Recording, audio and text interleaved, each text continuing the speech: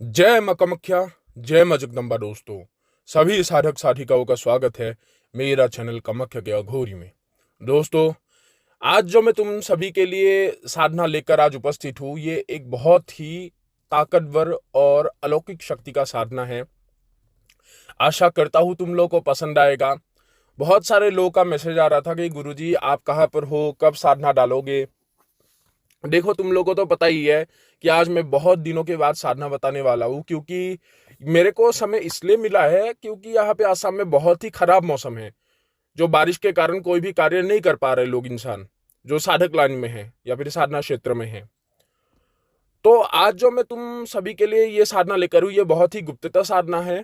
ठीक है। और कई लोगों का प्रश्न भी है, क्या गुरुजी आपका शव साधना कंप्लीट हुआ। देखो, बात ऐसा है कि देखो, मेरा जो तैयारी है वो हर चीज उठ गया है। जो मंत्र को सिद्ध करना था, जो भी चीज था मेरे लिए, ठीक है। बस अभी जो मेरे को करना है वो है शव का जो है व्यवस्था। और तुम लोगों को पता है कि ये जो शव साधना है, अभी देखो हर चीज जानकारी मैं तुम लोगों को नहीं बता सकता, क्योंकि मैं वही जानकारी, उसका ही ज्ञान मैं तुम लोगों को दे सकता हूँ जो ज्ञान को मैंने संपूर्ण रूप से प्राप्त किया है। ठीक है।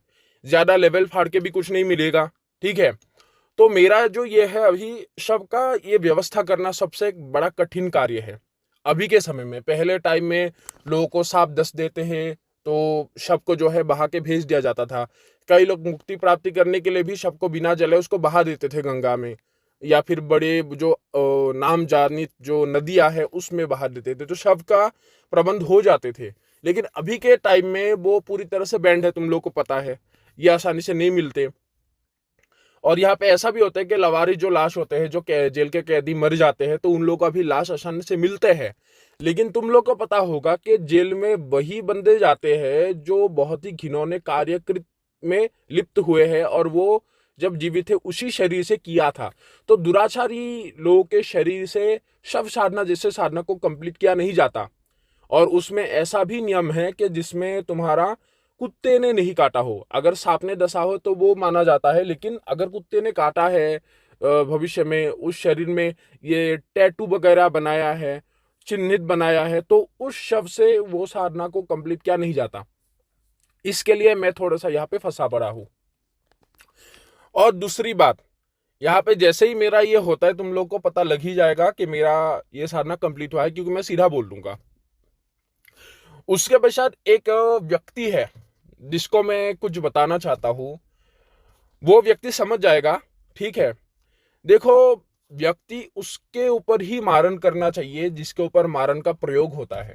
ठीक है। तुमने बहुत कोशिश की मारने की, मेरे ऊपर मारन चलाने की, लेकिन एक दफा याद रखना, मैं तुम्हें बता रहा हूं, और ये मेरा आखिरी भी शायद वार्निंग तुम्हारे लिए होगा, कि अपने हमेशा औकात में रहा करो। औकात से बाहर आने के लिए कोशिश मत करना। मैं शान बैठा हूं तो बस मैं बैठा हुआ हूं। ठीक है। तुम्हारे अंदर इतना सामर्थ्य और इतना शक्ति नहीं है, इतना औकात नहीं है कि तुम मेरा मारण कर सको। ठीक है।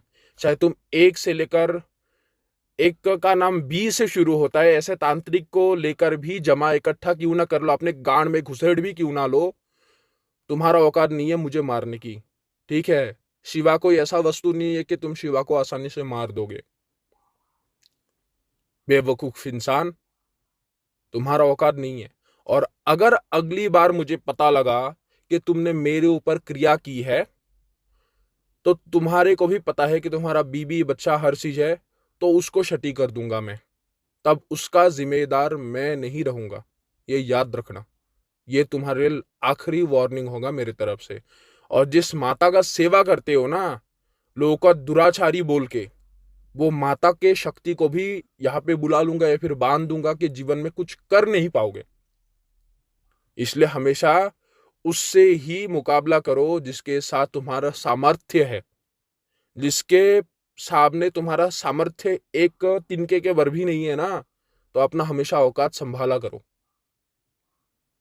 और अगर कोई काम धंधा नहीं है, क्योंकि बहुत कोशिश है कि तुमने, ठीक है, आहुतियां देके इससे तो अच्छा है तुम आराम से अपने बीबी के साथ दो चार बातें करो, थोड़ा सा काम करो, लोगों का मसले को हल करो। अगर तुम्हारे को कुछ क्रिया वगैरह आता है, तुम्हारा समय बच जाएगा, क्योंकि तुम्हारे क्रिया का कोई भी प्रभाव मेरे ऊपर नहीं पड़ेगा, उल्टा मेरे को पता लगेगा कि तुमने क्या क्या की है। और अगर ये दूसरी बार मेरे ऊपर तुमने क्रिया की तो याद रखना, कितने कम साल के तुम्हारा बच्चा है और तुम क्या कर रहे हो, तो किसी को जिंदा नहीं छोड़ूंगा, ये याद रखना। अगर मैं कुछ नहीं कर रहा हूं तो मेरे ऊपर क्रिया करने के लिए भी कोशिश मत करना, ये तुम्हारे लिए आखिरी बार चेतावनी होगा। और इसके बाद मैं खुद क्रिया करूंगा, ये याद रखना। तब देखेंगे कौन कितने पानी में है, कौन कितना तीसमार खा है। ठीक है, तो खैर छोड़ते हैं। अभी जो मैं तुम लोगों को साधना बताने वाला हूं, ये बहुत ही एक गुप्त साधना है। और ये जो बताया, ये उस व्यक्ति को बताया जिसने सुने, जो सुनेगा उसको पता लग जाएगा मैंने किसको बताया है। ठीक है, तुम लोग को चिंता करने की जरूरत नहीं, क्योंकि तुम लोग का प्रेम का वजह से ही आज मैं तुम लोग को ये साधना बता रहा हूं। ठीक है, इस शक्ति का नाम है महाकाया। ठीक है, महाकाया का जो ये शक्ति है, ये कोई छोटा मोटा शक्ति नहीं है। इसके विशेषताएं तुम लोगों को जब पता लगेगा, तब तुम लोग खुद कहोगे कि गुरुजी बहुत ही अलौकिक साधना का आज जानकारी आपने बताया है। तो बढ़ते हैं इसके विधि की ओर, लेकिन इसका पहले जानकारी बता देता हूं कि महाकाया क्या क्या कर सकता है। सबसे पहला होता है कि अगर महाकाया को रखने वाला साधक के ऊपर कोई भी क्रिया करे, उस क्रिया को वो एक झटके में काट सकता है। उसके बाद जिसने क्रिया चलाया है उसको वो बंधित कर सकता है, अर्थात जिस तांत्रिक ने, जिस साधक ने उसके ऊपर क्रिया चलाया है उसको ये स्तंभित कर सकता है, उसके ज्ञान को बांध सकता है। और अगर उसने पाला हुआ कोई शक्ति होगा या फिर रखा हुआ शक्ति होगा, एक मतलब क्या होता है, ये जो शक्ति है महाकाल लोक के निवासी है, तो वहां पे एक दैविक शक्तियों का एक जेल है, उसमें उस साधक के शक्तियों को ले जाके बांध के चले आते हैं। और वो जीवन में कभी भी उस जेल से निकल नहीं पाते, अनंत समय तक वो फंस जाते हैं। ये होता है महाकाया का।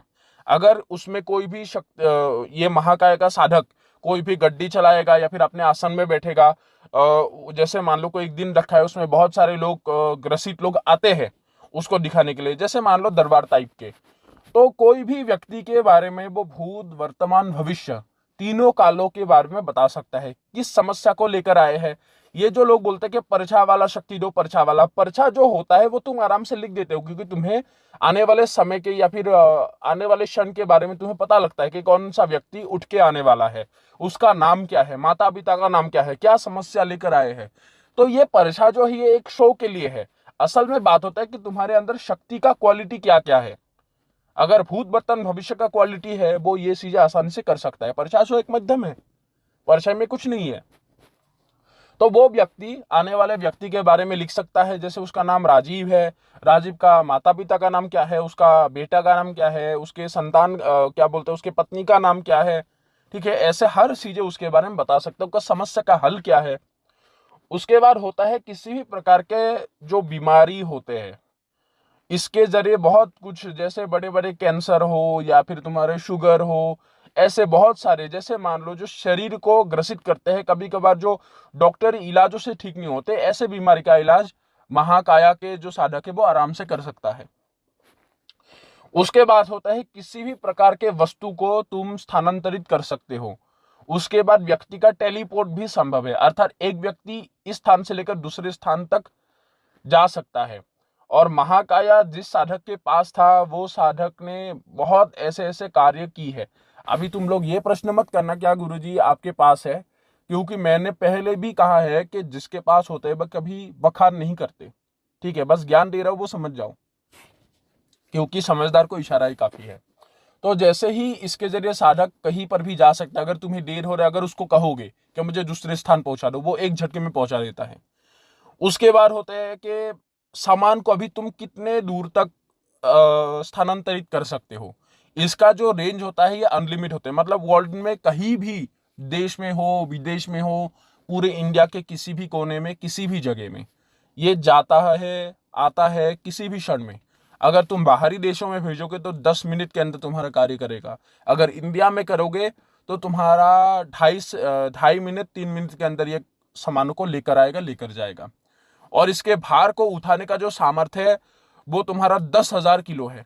10,000 किलो के सामानों को तुम आराम से ले आ जा सकते हो, आराम से कुछ भी कर सकते हो, ये संभव है। उसके बाद इसके जरिए बहुत कुछ किया जा सकता है, जैसे खाने का वस्तु को मंगाना, उसके बाद षट कर्म के किसी भी कर्म को। और विशेष रूप से ये एक रक्षात्मक शक्ति है, मतलब अंग रक्षक शक्ति है। रक्षा करने में इसका कोई मुकाबला नहीं। साधारण रूप से बेताल, क्या बोलते हैं इसमें, डाकिनी, हाकिनी, शाकिनी, बस लाल कुबीर के एक पग नीचे है, और बाकी नीचे जितने भी शक्ति आते हैं ये सबको खदेड़ सकता है, सबको हरा सकता है। सभी शक्तियों को, सभी प्रकार की क्रियाओं से तुम्हारा और तुम्हारे परिवार का रक्षा कर सकता है। और इसका एक विशेष बात है कि जैसे बेताल या फिर बाबा लाल कुबीर, जिसमें एक गुण होते हैं कि इसको रखने वाले साधक चाहे इसको मुक्त करे या ना करे, विशेष रूप से अकाल मृत्यु नहीं होगा कभी भी। उसके बाद होता है किसी भी प्रकार के, मतलब जैसे मान लो तुम अकस्मात तुम्हारा मर गए, मान लो किसी बीमारी के कारण मर गए, या फिर तुम्हारा अंतिम समय है, तुम इसको किसी को सौंप ना सके या फिर इसको विसर्जन ना कर सके, तो तुम्हारा कभी दुर्गति नहीं होगा, महाकाल लोक की प्राप्ति होगा तुम्हें। इस शक्ति का विशेष बात है। और तुम्हारे 7 पीढ़ी दर पीढ़ी, 7 पीढ़ी तक ये तुम्हारा रक्षा करेगा, और उसका विशेष कृपा तुम्हारे परिवार के, तुम्हारे वंशों के ऊपर ये करता रहेगा 7 पीढ़ी तक। उसके बाद ये चला जाएगा अपने लोक में, ठीक है। इसका विशेष रूप वो है। उसके बाद होते हैं कि महाकाया से तुम किसी भी प्रकार के, मतलब गुप्त से गुप्त विधि, जानकारी अथवा आध्यात्मिक क्षेत्र में उसके ज्ञान से तुम आगे बढ़ने में इसकी मदद प्राप्त कर सकते हो, या फिर इसकी सहायता प्राप्त कर सकते हो। तुम किसी भी क्षेत्र में, आध्यात्मिक लाइन में, चाहे देवी देवताओं के शरण में जाने के क्षेत्र में, देवी देवताओं को सिद्ध करने के क्षेत्र में, तुम इससे मदद ले सकते हो। अगर साधना तुम्हारा वर्षों का है, वो दिनों में कंप्लीट करा देगा। अगर महीने का है, मान लो तुम्हारा 6-7 दिन में कंप्लीट कर देगा। ऐसे है, मतलब सिद्धियों को आसानी से तुम इसके जरिए खींच सकते हो। अभी महाकाया का स्वरूप कैसा है, देखो महाकाया जो होते हैं अक्सर इसका एक जो होते हैं, ये असल में एक असुर टाइप का शक्ति है, ठीक है। और ये जो प्रकट होता है अक्सर इसका जो ओरिजिनल रूप होता है, ये एक काला, मतलब अर्ध विकसित, मतलब विकसित ही है पूरा, धुएं के आकृति में, और काला परछाई पूरा। अगर परछाई एक इंसानी शेप ले ले तो कैसा होगा, वैसा ही होता है, लेकिन पूरा अंधेरा और पूरा काला, और उसके आंखें लाल लाल होते हैं, बस चमकता रहता है, ऐसा होते हैं। बाकी कोई भी रूप ये धारण करने में सामर्थ है, लेकिन अक्सर सिद्ध होने के बाद जो साधक के सामने आते हैं, यही रूप इसका होता है पूरे तरह से। और उसके जैसे मान लो उस परछाई से धुआं, काला काला धुआं निकला हुआ होगा, ठीक है, और पूरे एक परछाई जो इंसानी आकृति में आया है, और उसके आंखें 2 लाल लाल चमकता रहता है, उसके नाक मुंह कुछ भी नजर नहीं आएगा तुम्हें, ऐसा होता है। तो अभी बढ़ते हैं विधि की ओर कि महाकाया को किस प्रकार सिद्ध किया जाता है। देखो महाकाया को सिद्ध करने के लिए सबसे उत्तम दिन रहता है या फिर तो अमावस्या, या फिर तो तुम्हारा जिस दिन मंगलवार के दिन अमावस्या होगा उस दिन, या फिर तुम्हारा चंद्र ग्रहण के समय, सूर्य ग्रहण नहीं, चंद्र ग्रहण के समय। ये 3 समय सबसे उत्तम रहता है। तो आराम से तुम साधारण अमावस्या में भी शुरू कर सकते हो। उसके लिए करना क्या है, देखो एक साधना कक्ष की सबसे आवश्यकता पड़ता है, क्योंकि इसका एक विशेष बात है। विशेष बात क्या है कि सबसे पहले एक लकड़ी का पटिया देना होगा, जिसमें मान लो जितना तुम एक इंसान आराम से बैठ सकता है, ऐसा लकड़ी का पटिया, उसमें एक लाल कपड़ा बिछा लेना है, ठीक है। और उस पटिए को, उस आसन को देने का नियम है, जो नियम के अनुसार तुम्हें मंत्रोच्चारण करके उसको शुद्ध वगैरह करके उसके ऊपर कपड़ा बिछा के उसको दिया जाता है। उसके बाद एक तुम्हें मटकी लाना होगा, ठीक है, और उस मटकी को किसी भी प्रकार से आग से पकाया गया ना हो, ठीक है, लेकिन उस मटकी को धूप में रख के इतना काढ़ा, इतना मजबूत करना होगा कि उसको पानी अच्छे से रखा जाए। और ये जो मटकीदार है उसको बोल सकते हो, क्योंकि एक काम है, कोई भी मटकी बनाने वाला इंसान कभी भी तुम्हें सीधा कच्चा मटकी नहीं देता। और बताया गया है कि अगर वो कच्चा मटकी तुम्हें दे देगा तो उसके हाथ का जो ये विद्या होता है वो खराब हो जाता है, मतलब उससे अच्छा मटकी नहीं बनेगा। इसलिए वो एक माचिस का तिल्ली जला के भी थोड़ा सा लगा के आग दे देगा तो तुम्हारा काम चल जाएगा, उससे कोई प्रॉब्लम नहीं है।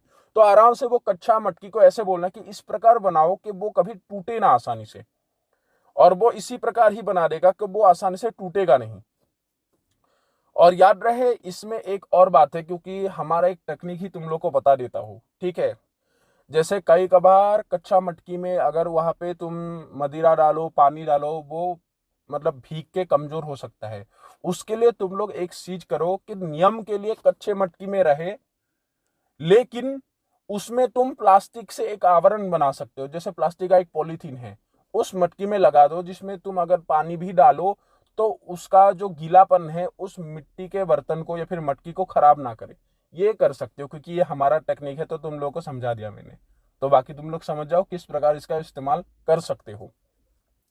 तो जैसे ही तुम लोग का ये होगा कि जैसे ही मिट्टी का ये जो बर्तन है लाए, तो उसको टंगा के रखना होगा। टंगा के मतलब लटका के रखना होगा, इस प्रकार के बढ़िया से तुम उसमें जल डाल सको और वो आराम से लटकते रहे, ठीक है। ये औजार किस प्रकार बनाना है, कोई मेरे को पूछ लेना, तो मैं आराम से तुम्हें एक जैसे कलम से ही तो तुम्हें ड्राइंग जैसा बना के तुम्हें दिखा लूंगा। इस प्रकार तुम जैसे दो खंबे गाड़ के बीच में एक डंडा वहां पे लगा के बड़े से रस्सी से उसको तुम टंगा के रख सकते हो। तो ऐसे रखने का, जैसे उसमें प्लास्टिक का आवरण दे दिया, उसमें तुम्हें मदिरा डालना है और उस मटकी को भर के रखना है। अभी देखो मटकी कितने साइज का लो ये तुम्हारे ऊपर है। तुम बड़ा ले सकते हो, छोटा ले सकते हो, मीडियम ले सकते हो। मीडियम ले लो, सबसे बढ़िया है। उसके पश्चात क्या है, देखो हर रोज जो तुम्हारा भोग होगा, इसमें जो ये भोग ग्रहण करेगा, ये मदिरा सबसे फेवरेट है। लेकिन इसका जो मदिरा का एक है, तुम्हें बोतल तुम्हें पहले से ही रखना होगा। और ये बोतल उसी कमरे में रख दो कि जब भी महाकाय प्रकट हो, वो मदिरा मांगेगा।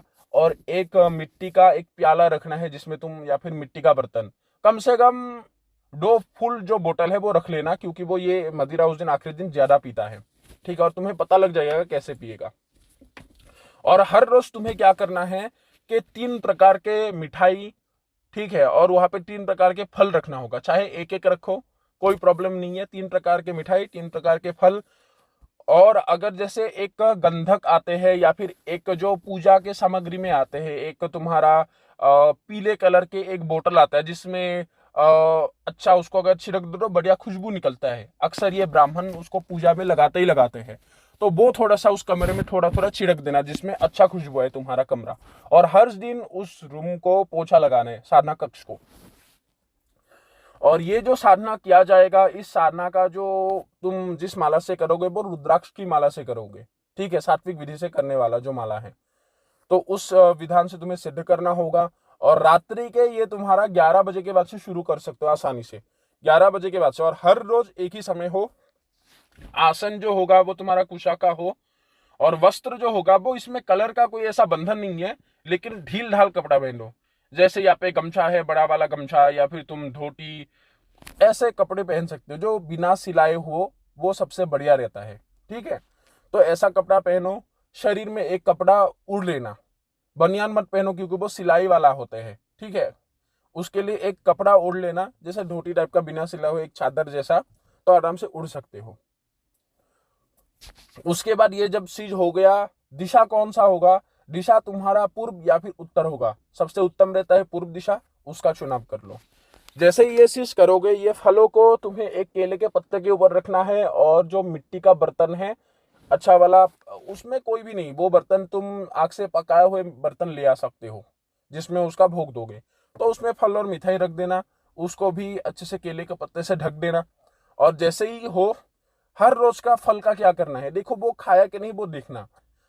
अगर तुम्हारा ग्रहण नहीं हुआ है तो दूसरा दिवस उस फल एवं मिठाई को या फिर तो किसी निर्जन जगह में पेड़ के नीचे रख देना, या फिर अगर पोखर है, उसके बाद कोई बिना यूज करने वाला पानी से भरा हुआ कुआं है तो उसमें भी फेंक सकते हो, या फिर किसी प्रकार के नदी में भी तुम फेंक सकते हो, ठीक है। लेकिन वो जो दोनों बर्तन है वो तुम लेके आ सकते हो। और ये जो दिन धार्य होगा, इस साधना का 21 दिन का क्रिया है।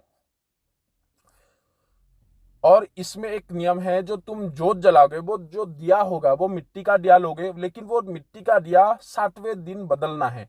जैसे 7 दिन चला, 8वें दिन नया दिया लगाया, उसके बाद 14वें दिन जलाया, 14वें दिन का जो है 15वें दिन नया दिया जलाना होगा, इस प्रकार। तो तीसरा दिया 21वें दिन में तुम्हारा रहना चाहिए, ठीक है। तो इस प्रकार समझ जाओ। तो जैसे ही ये चीज होता है, सबसे पहले तो होता है महाकाया का आवाहन, ठीक है। आवाहन करने के पश्चात जो है साधक को करना क्या है, उसका एक मंत्र आता है जिसको इसको तुम जैसे बोल सकते हो आकर्षण मंत्र, या फिर मतलब वो जल्दी से प्रकट हो। ठीक है, तो इसी प्रकार ही हमने भी जप किया है, तो उसी में ही समझ जाओ। तो आकर्षण मंत्र है, उसको तुम्हें रुद्राक्ष की माला से सिर्फ 108 बार अर्थात एक माला जप करना है। ठीक है, अभी यहाँ पे इस विधान का एक निम्नलिखित बात है, इसमें शंख की बात नहीं है। जैसे एक का होते हैं ना कि जब इतना होना चाहिए, इतने संख्या में, इसमें जो होता है 108 हो गया। उसके बाद जो होता है तुम्हारा मूल मंत्र का जो है, उसको सिर्फ पहले अच्छे से धीमी गति से, इतना तेज भी नहीं कि तुम भर भर भर के पढ़ते जाओ, धीमी गति से 108 बार जप करो। उसके बाद उस माला से तुम्हें कम से कम 45 मिनट, तुम घड़ी ले सकते हो, अपने पास रख सकते हो, घड़ी में देख लेना कि तुम्हारा मूल मंत्र का एक माला जैसे 108 बार जप हो गया, उसके बाद से लेकर 45 मिनट कितने टाइम में खत्म होगा। और हर रोज उसी समय का ही चुनाव करना है, एक ही समय रहेगा। तो उसी समय से लेकर जब मूल मंत्र का एक माला या फिर 108 बार हो गया, तब से लेकर 45 मिनट उसी मंत्र को, मूल मंत्र को जप करते रहना है। मूल मंत्र के 108 में वो धीरे धीरे उतर के आते हैं, उस लोक से उतर के आते हैं।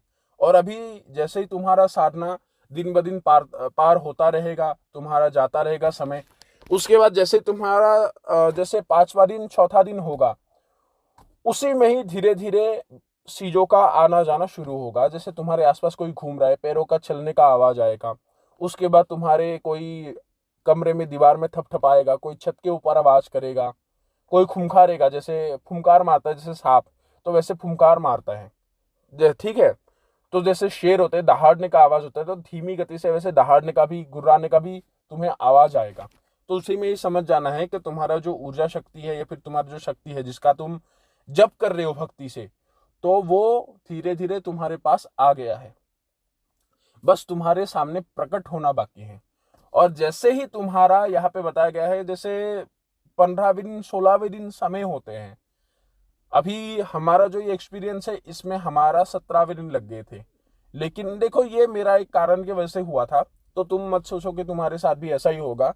तो 15-16वें दिन, ये 2 दिन में ही कैसा होता है, जैसे 15वें दिन ही हो गया, तो वो मटकी जो तुम हर वहां पे, हाँ, जो मटकी तुम लटका के रखे थे, उसमें हर रोज तुम्हें मदिरा डालना होगा। अगर मदिरा सूख जाता है, थोड़ा सा कम हो जाता है भाप में, तो उसको हमेशा मटकी को हर रोज मदिरा डाल के उसको भर के रखना होगा।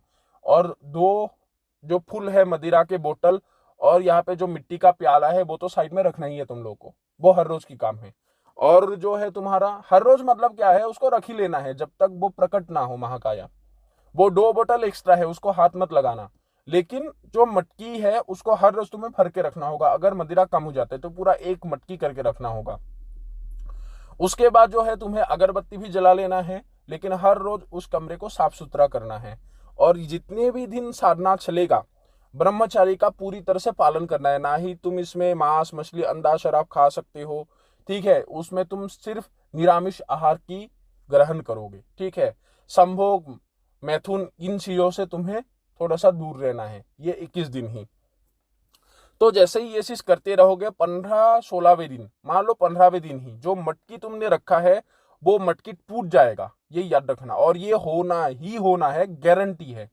और मदिरा सूखने के कारण ये भी होता है, जैसे ये धीरे धीरे तुम्हारे को अनुभव होता है, या फिर रात को जैसे ही वो भोग को तुम वहां पे छोड़ के चले जाते हो, तो शायद दूसरा दिवस जैसे ही सुबह तुम उठ के देखोगे, शायद वो मिठाई आधा किसी ने खाया हुआ होगा, या फिर वो फल को किसी ने खाया हुआ होगा, और खा के वो कहीं पे फेंक के चला जाएगा रूम के किसी भी कोने में, ऐसा होता है। और अगर वहां पे जैसे मान लो जैसे ढक के रखोगे केले के पत्ते से, नीचे भी एक केले का पत्ता रखना है, और उसको केले का पत्ते का टुकड़ा करके वो पत्ते से ही उस मिठाई के बर्तन को ढक के रखना है, जहाँ पे तुम फल और मिठाई देते हो 3 प्रकार के। तो उसको कोई मतलब जैसे हटाया हुआ है उस पत्ते को जिससे तुम ढक के रखे थे, ऐसा भी होगा, तो समझ जाना है तुम्हारे मिठाई का स्मेल उसने ली है, उसको ग्रहण की है। साक्षात नहीं, लेकिन देवताओं की तरह, उसी भांति जैसे देवताएं लेते हैं, वो तो सीधा साक्षात नहीं खाते, लेकिन ये पहले ऐसे ग्रहण करेगा। उसके बाद जैसे ही है तुम्हारा ये मदिरा का जो मटकी है, वो इस प्रकार सूखता है, क्योंकि वो उसको लेता है, ग्रहण करता है, इसलिए कभी कभी सूखा रहता है, कभी आधा भी रह सकता है। दिन जितना बढ़ेगा इसका प्रभाव और इसका गतिविधि तुम लोग को नजर आएगा कि हो क्या रहा है। और जैसे ही होता रहे धीरे धीरे तुम्हारा अनुभव में भी तीव्रता आएगा, जैसे आसपास आएगा, कोई तुम्हें छू रहा है पीठ से। और इसमें सुरक्षा मंत्र सिर्फ यहाँ पे एक अलग प्रकार की सुरक्षा है जो मैं यहाँ पे नहीं बताऊंगा किस प्रकार करना है। यहाँ पे एक गमछा लगाएगा, उस गमछे से किस प्रकार सुरक्षा करना है वो मैं तुम्हें बता दूंगा। एक नियम है, उसी प्रकार से सुरक्षा मंत्र को पढ़ के उस गमछे से तुम्हें उस गमछे को अपने पास रखा जाता है। ठीक है, इसमें शक्ति तुम्हें छू सकता है लेकिन तुम्हें किसी प्रकार का क्षति नहीं करते। ठीक है, तो जैसे ही ये चीज हो गया तो तुम्हारे 15 दिन मटकी फूट जाएगा। और मटकी फूटने का ये समझ जाओ ये तुम्हारा प्रकट होने का समय है कि वो उसने सिग्नल दे दिया है कि मैं पूरी महाकाल लोक को छोड़ के तुम्हारे पास आ गया हूं। और ऐसा नहीं कि वो अपने लोक में नहीं जा सकता है, लेकिन जब तक तुम जीवित हो, ठीक है, तो वो तब तक रहने के लिए मतलब अनुमति लेके वो आ गया है तुम्हारे पास, ये इसका सिग्नल है। तो बहुत ही शुभता है, तुम उस दिन समझ जाओ कि तुम्हारा शुभ समय आ गया है उसको प्रकट होने का। और जैसे ही ऐसा भी हो सकता है कि जैसे ही मान लो तुम्हारा 20वें दिन है, 20वें दिन अगर वो सामने प्रकट हो गए, बोले तुम्हारा नाम जैसे मान लो राजीव है, राजीव रुक जाओ, बताओ मैं आ गया हूं, क्या चाहते हो तुम मुझसे, ऐसा जैसे ही प्रश्न करे तो बस तुम्हारा उसी समय जब पूर्ण कर देना है, उसको रोक देना है। रोकने के बाद सीधा उनसे प्रार्थना करके बाबा कहकर संबोधित करके विनम्रता से उनसे बात करना है। और समझ जाओ जैसे उस दिन प्रकट हो गया, ठीक है, और प्रकट होके ही देगा। और प्रकट होके जो दर्शन होते हैं वो जो मैंने उसका स्वरूप कहा है वैसा ही होते हैं। अगर किसी कार्य को बोलो कि तुम ये रूप धारण कर सकते हो, इसको ऐसे डराना है, एक एग्जाम्पल है, वो कोई भी रूप धारण कर सकता है, लेकिन अक्सर साधक के सामने यही रूप आया है उसका। अगर मान लो 10 में से जो है साधक के 8 साधक को यही रूप में ही उसका दर्शन होता है, अन्यथा वो किसी प्रकार के एक छोटे बच्चे के रूप में भी आ सकते हैं, कोई भी रूप ले सकते हैं जैसे दानव, लेकिन इतना भयंकर नहीं होगा जिसको तुम सहन नहीं कर पाओगे। ठीक है, और सबसे सरल और उसका ओरिजिनल जो रूप है जो मैंने वर्णन की है वही रूप में आता है। और उसमें इतना डर खौफ वाली बात नहीं है, बस जो आंखें होते हैं उसको आंखें की तरफ मत देखना, क्योंकि तौश के लाइट जैसे होते हैं ना जानवरों की जो आंखें चमकते हैं वैसे चमकता रहेगा। तो ऐसा तुम्हें नजर आएगा कि जैसे दिन में सूर्य को देखने का थोड़ा सा अंधेरा अंधेरा सा आ जाता है ना, अगर उसके आंखों की तरफ देखोगे वैसा हो जाएगा। वो खुद कहेगा कि नीचे झुको, अपने सर को नीचे करो, तो तब ऐसे बात करना है तुम्हें कि बाबा प्रणाम। ठीक है, वो पूछेगा कि क्यों बुलाया है तुमने मुझे, मैं तुम्हारे भक्ति से प्रसन्न हुआ हूँ, कहो क्या चाहते हो तुम मुझसे। तो जैसे ही ये चीज तुम्हारे सामने वो कहे तो तब तुम्हारी इच्छाओं को बता देना है कि तुम किसके लिए, किस कारण के लिए तुम उनका साधना कर रहे थे, उनका जप कर रहे थे। तो जैसे कारण बता देना है तो महाकाया से 5 वचन लिया जाता है, जो 5 गुप्ततः वचन है जो मैं तुम लोग को बता दूंगा, जो इस साधना को करेगा जो साधक, तो 5 वचन ही इसको मनाया जाता है। उसके बाद बोलेगा कि ठीक है उसके बाद कहेगा कि मेरे लिए मदिरा रखा है, मदिरा दो मुझे। तो बस कहना है कि हाँ बाबा, आपके चरणों में भेंट करने के लिए आपके भक्त ने मदिरा रखा है, कृपया करके आप ग्रहण करो। तो उसके बाद जैसे ही वचन ले लिया, पहले वचन होने के बाद तुम्हें क्षति नहीं करता। और कई मूर्ख लोग ये भी बताते हैं कि परी आया सीधा गले में माला दे दो, तुम्हारे माला में दे देगा, शक्ति आया बेटाल प्रकट हुआ माला दे दो। ऐसे सीधा आने से कोई भी शक्ति को ऐसे माला दिया नहीं जाता, पहले शक्ति से बात करके उनको वचनों में बांधा जाता है। जैसे बंध गए कि वचन में बंधने के बाद उसके बाद माला अर्पण उनको किया जाता है, क्योंकि वो तो एक जंगली शेर है ना। अगर जंगली शेर तुम्हारे सामने आ जाएगा, उसको बिना पिंजरे में बांध के उसको तुम कैसे उसके सामने जा सकते हो, जब तक शक्ति और प्रकट हुआ है लेकिन वचनों में बंधित जब तक ना हो। शेर आया है, जब तक वहां पे पिंजरे में बंद ना जाए तुम उसके सामने नहीं जा सकते। बहुत सारे बातें, ये मूर्खता वाली बात है। तो उसी भांति जैसे वचन बंधित हो गया, उसके बाद जैसे ही वो कहे मदिरा का प्रदान करो या फिर मदिरा दो, तो तुम्हें जो मदिरा है उस मिट्टी के प्याले में डाल देना है। अगर उसने कहा कि रुक जाओ मैं ऐसे ही पी लूंगा, तो बस बोतलों को रख देना है उसमें। और अगर डालने के समय कुछ नहीं बोलता प्याले में, तो बस तुम्हें डालते रहना, वो पीता रहेगा। बोलो और दो, तो वो पूरे खत्म कर देगा। अभी कितने वो बचता है कि शायद 2 प्याला पी जाए, 3 प्याला पी जाए, इसलिए मैंने 2 बोतल रखने के लिए कहा था। ठीक है, और जैसे ही मटकी फूट गया, वो मटकी के टुकड़ों को खराब जगह में फेंकना नहीं है। जहां पे जैसे मान लो पोखर है या फिर नहर है, नदी है, ऐसे जगह में ही फेंकना है, वहां पे ही तुम्हें बहा देना है। और जो रूम को है अच्छे से साफ सुथरा कर लेना है। ऐसा नहीं कि मदिरा के गन में, वो खुद मदिरा पीते हैं, तो ये तुम्हारा शुभ संकेत होते हैं। ठीक है, इसका भी मैंने उपाय बता दिया। तो जैसे ही वो तुम्हारे को मदिरा पिए, वो संतुष्ट होकर कहेगा क्या मैं अभी लौट सकता हूँ अपने स्थान में, तो तुम्हें तब बोलना है कि बाबा आपके लिए मैंने भोग भी रखा है, इस भोग को आप पहले ग्रहण करिए। तो भोग को देखेगा, उसके बाद वो भोग को ग्रहण करेगा। फिर से तब कहेगा क्या मैं जा सकता हूँ, कि आप जा तो सकते हो, लेकिन पहले मुझे आप ये तरीका बताओ कि जब मुझे आपकी आवश्यकता होगा मेरे को किस प्रकार बुलाना होगा आपको, या फिर किस हिसाब से बुलाने से आप मेरे पास आओगे। मदिरा ग्रहण करने के बाद जाने का वो आदेश मांगेगा। फिर से भोग का ग्रहण करने के लिए तुम लोगों को बोलना है। तब जैसे भोग ग्रहण करते रहे तो तब ग्रहण करके वो कहेगा क्या मैं अभी जा सकता हूँ, तो बोलना है कि जा तो सकते हो, लेकिन आप मुझे बताओ आपका जब मुझे आवश्यकता होंगे तो मुझे किस प्रकार आपका आह्वान करना है, किस प्रकार बुलाने से आप आओगे।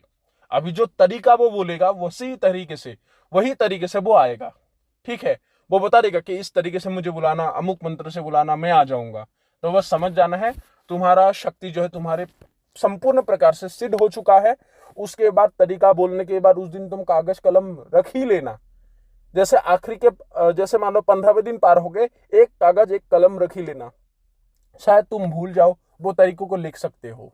ठीक है, और वो होना भी चाहिए इमरजेंसी में, कुछ मंत्र अगर बताए तो जैसे ही वो बताए उस तरीके को तुम याद कर लो या फिर लिख के रख लो। उसके बाद उसको जाने का आदेश देना है। वो भोग उस दिन साक्षात ग्रहण करता है, ऐसा नहीं है अकस्मात भोग है फटक से वो गायब हो जाएगा। भोग जो ग्रहण करते हैं इस प्रकार होते हैं, जैसे कभी कभार इसका जो भोग होता है इसको महीने में दिया जाता है, और वो अमावस्या के दिन ही भोग लेता है बेताल की तरह। लेकिन बेताल की तरह मांस मछली उसका भोग नहीं लेता। ये फल, मिठाई और मदिरा, मदिरा उसका फेवरेट है तो मदिरा का लेता ही लेता है। वो किसी प्रकार के बोल सकते हैं, जैसे मान लो मुझे अगले जो है तुम्हारा अमावस्या के दिन 2000 रुपए का मिठाई ला के देना है, ऐसे बोल देगा। ठीक है, या फिर ऐसा ही बोल सकते हैं 2 किलो बर्फी चाहिए मुझे, तो 2 किलो बर्फी तुम रख दो। अकस्मात वो ऐसा होगा कि है क्षण भर में वो गायब हो गया, मतलब उसने ग्रहण कर ली। इस प्रकार ये साक्षात ग्रहण करता है। और ये जो भोग का है ये बात तुम्हें खुद वो कहेगा। जैसे अमावस्या आने वाला होगा 2 हफ्ता 1 हफ्ते पहले ही वो बता देगा कि अमावस्या के दिन इस बार मैं ये रसगुल्ले ग्रहण करूंगा, ये फल ग्रहण करूंगा, कि वो बता देगा कि 108 केले ग्रहण करूंगा, तो तुम्हें देना होगा। इस प्रकार बाकी उसके जरिए कोई भी कार्य करवा लो, उसको कोई हर्ज नहीं है। अच्छा बुरा सत्कर्म के कोई भी कर्म को वो करेगा, क्योंकि ये अपने साधक के आदेश पालक शक्ति होते हैं और रक्षात्मक शक्ति, चाहे उसके परिवार का हो या फिर मतलब साधक का ही हो। एक बाल को ही बाका करने नहीं देता, ये इतना खतरनाक शक्ति है। अगर जैसे कोई समस्या तुम्हारे पास लेकर आया है, उसके ऊपर किसी ने एक प्रेत को छोड़ा है, वो सीधा वो जेल में डाल देता है, वो देवलोक की जेल को, जिसको कोई भी बड़े से बड़ा महाशक्ति भी भेज नहीं सकता, उसको मानना ही पड़ता है। जैसे हम इंसान जेल में डालने का मानते हैं। ठीक है, तो इस प्रकार वो उस जेल का एक पुलिस है, ये समझ जाओ, और बहुत ही ताकतवर शक्ति है। तो दोस्तों आशा करता हूं तुम लोग को ये साधना पसंद आया होगा। ठीक है, अगर किसी को महाकाया का साधना करना है तो साधक को सबसे पहले निर्भय होना जरूरी है, और उसको कोई भी प्रकार का शक्ति का दैविक शक्तियों का कृपा या फिर उच्च शरण के साधक होना आवश्यक है।